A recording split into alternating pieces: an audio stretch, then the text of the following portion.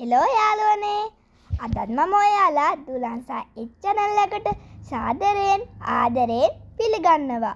අද මම ඔයාලට කියලා දෙන්නේ Binance app එක ගැනයි.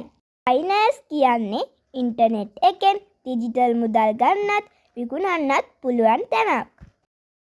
මේ ඩිජිටල් මුදල් වලට ක්‍රිප්ටෝ කියලා නමක් තියෙනවා. ක්‍රිප්ටෝ කියන්නේ මොකක්ද කියලා බලමුකෝ.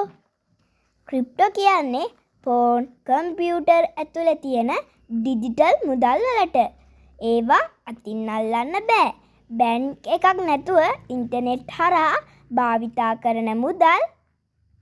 උදාහරණයක් ලෙස ගත්තොත් Bitcoin, USDT, BNB කියලත් අපිට හඳුන්වන්න පුළුවන්. අපි දැන් බලමුකෝ Binance එකෙන් මොකක්ද කරන්න පුළුවන් කියලා.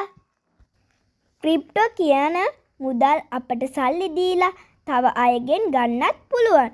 ගත්ත ක්‍රිප්ටෝ වැඩි මිලකට අපිට විකුණන්නත් පුළුවන්. විකුණලා සල්ලි ගන්නත් පුළුවන්. ක්‍රිප්ටෝ එකක් වෙන ක්‍රිප්ටෝ එකට මාරු කරන්න Bitcoin, USDT වගේ ට්‍රේඩ් කරලා ලාභ ගන්න. අඩු මිලට අරගෙන වැඩිම මිලට විකුණලා ප්‍රොෆිට් ගන්න එහෙම කරන්න පුළුවන්. ඔයාලා මෙහෙම හිතන්නකෝ. අපේ අම්මා ඇපල් ගෙඩි 10ක් රුපියල් 100ක් දීලා ගත්තා. ඒ ඇපල් ගෙඩි 10 අපේ අම්මා රුපියල් 150කට විකුණා. අම්මට රුපියල් 50ක් ලාභයි.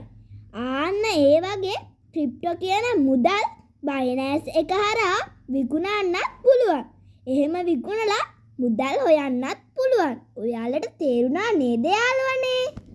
ක්‍රිප්ටෝ කියන ඩිජිටල් මුදල් ඒකකය අපේ බැංකුවට හරව ගන්න යොදා ගන්න මෘදුකාංගයක් තමයි Binance කියන්නේ.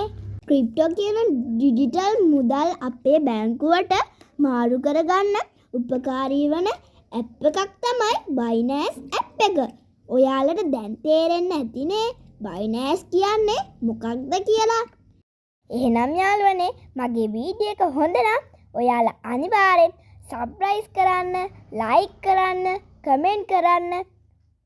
එහෙනම් යාළුවනේ අදට ගිහින් එන්නම්.